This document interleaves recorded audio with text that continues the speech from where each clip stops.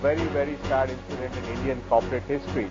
But having said that, I think it is an isolated incident, and I think we cannot tar everybody with the same brush.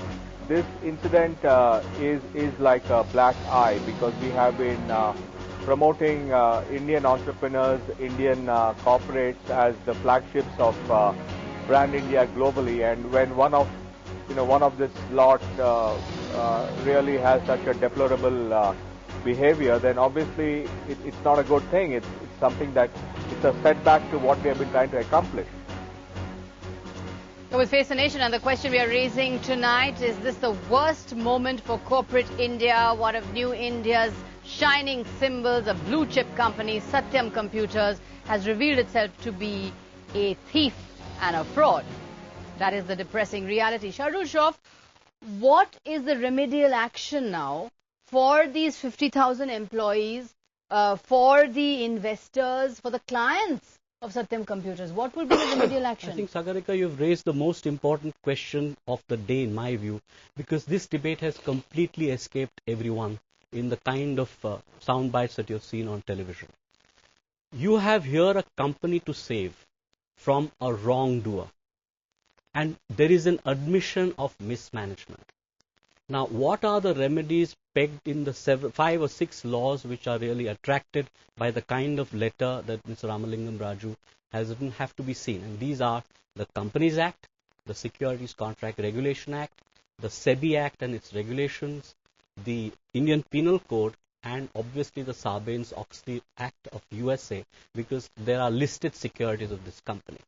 But having said that, there is an offence committed or an admission of a wrong. Cheating? All forms of cheating, falsification of accounts, there's a whole host of wrongs that are admitted here.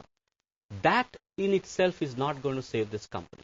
So you have to think creatively, and the 2 provisions which are already there in the law, namely the provisions of Section 401 of the Companies Act, which allows the central government to take a suo motu action before the Company Law Board for an oppression or mismanagement type of action, should be instituted as soon as possible on the basis of this admission.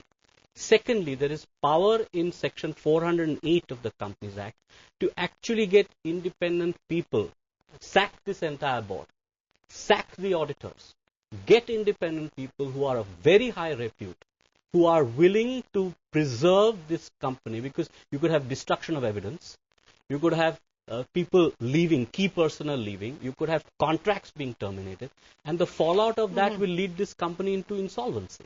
And that is to nobody's gain. Right. So you need, in the public interest, because there are 53,000 employees you're talking of. You're talking of the 4th largest software producing, exporting company of India having this kind of. So there is clear public interest. And also exemplary punishment. That can happen side by side. Raju. But you have to follow the action of remedy for preserving. You're doing this for the benefit of the company, its shareholders. You're doing it for the benefit of employees.